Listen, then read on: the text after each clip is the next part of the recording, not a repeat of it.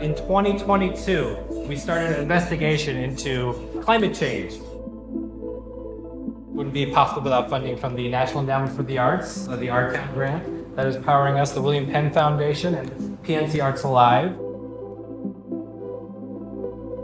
The narrative of ecosystems can change when we really own and honor our identities as communities of color, and then most importantly, as people who've been parts of forced migration in this country.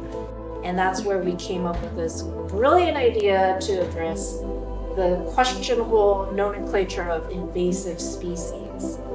Typically, it's in the nomenclature of a threat. Something's invading, something's hurting our current ecosystem. But as soon as you invoke invasive species, the questions that come after that are, well, then where is it from? What is native? Why are some things invasive, and why do we fixate on nativism and then turn our backs on ourselves? Once you can label something as invasive, then you can certainly do whatever you need to do to eradicate that. And certainly as people of color, as immigrants, we were horrified at that nomenclature, at that terminology. That all began with conversations with Dr. Ashley Gripper.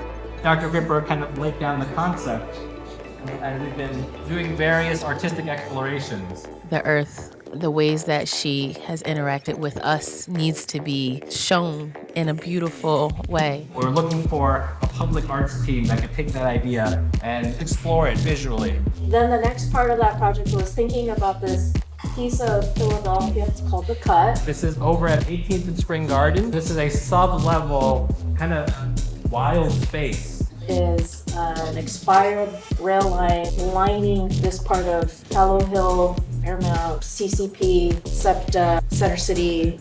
It's such a great synthesis of neighborhoods and people and stories. That's going to become increasingly important for us to archive our community.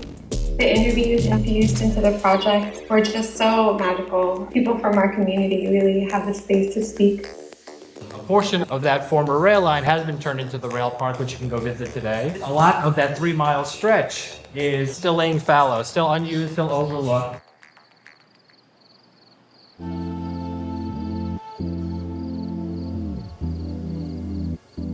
The AR experience has 4 parts. One part is these 2 colossal scale hybrid plants hovering in the center of the cut. Use your tablet or your phone to kind of find those in the space. The other AR experience is along this bridge on 18th Street. When you tap on them, they play a sound and they transform into a mutant plant by just kind of this really quick metaphor of mutation. What people are really interested in doing is just listening to folks talk about the cut, talk about their first experience of the cut. This space felt like resistance. Being able to discern how systems of oppression have impacted our relationships with the land, and then having a direct relationship with the land, I think.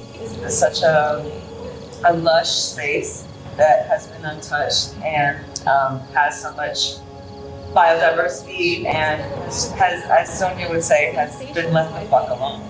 There's always sort of what we see versus what we don't see and the unseen. And, I feel like the idea was to think about the ways in which natural shapes like a canopy or a wave can be formed through these like rectilinear processes, and the canvas became maybe the more sensual or haptic version of that. So the gongs trigger electronic sound. So I welcome you all to go in there and make as much noise as you want. You have opportunity to hit some shit. There are 2 QR codes on this mirror. The Snapchat filter allows you to wear this cut dress that they designed. So as we think about these speculative futures, like just thinking about like how are we gonna style out, The works I've made are referencing different styles of nature. These tubes also represent stems, veins. So I wanted to go subsurface, go to this place where you can't see what is happening above, you can't see what these roots are connected to. Have a conversation about how fluid our ecologies actually are, how important language is to dictating how we care about our future and how we care about each other. We are so happy to be here celebrating the Invasive Species Project. The curator of today's public programs who couldn't be here, but Yolanda Wisher is the person who put together the programs today. Yolanda Wisher is the former poet laureate of Philadelphia, and this is what she wrote about the Invasive Species Project. So when we say something is in the cut, we mean it is hidden away in a secluded, tucked away place that only a chosen few may know about. In the cut is a deeply familiar and intimate place. It is a place off the map. It is uncharted and unnamed space. A few years ago, our neighbors in Germantown warned us about planting bamboo in our yard. It'll take over, they said. It'll run amok, and then what will you do? The only way to restrain it, they said, was to surround the roots with concrete so they wouldn't spread. Now, if we talked about people the way we talk about plants and animals, well, actually we do. We verminize folks fleeing their homelands for safer spaces. We fear they will take over what land and resources we think are ours. We extract and weed out and assimilate any difference that seems to spread. The truth is, we humans all sing an invader's song. The face of migration, gentrification, and displacement. What songs do we sing together? What happiness and hopes do we dare seek and share? Without further ado, please join me in giving a warm round of applause for Bethlehem and Sad Patrick. Should you decide you are ready to play this game, make sure you know the game that you're playing before you go on in. Now, are you ready for the Karen Smith experience?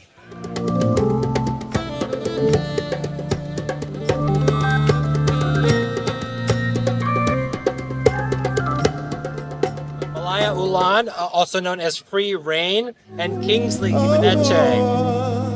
You fly. It's better if you fly. Oh. Tonight from 7 to 9, we're going to be holding an urban cipher right here in the cut. We have a lot of interesting sound that we'll be playing and videos we'll be projecting during the kind of research and development phase of this project. Efforts into it.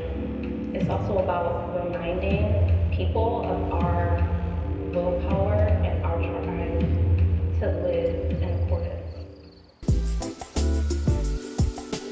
It's treacherous walking through the garden at times, but we're here.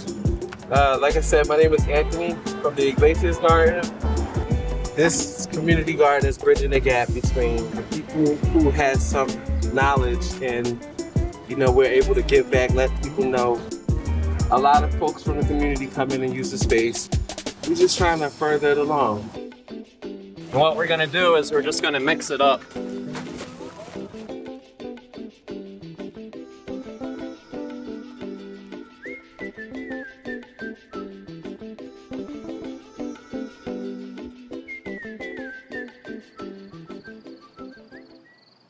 Thank you for everybody for kind of joining us tonight and continuing to put your hands in the dirt and realize that that life is a gift. So I just want to say thank you to all the artists that have worked on this project, all the people who continue to work with the land.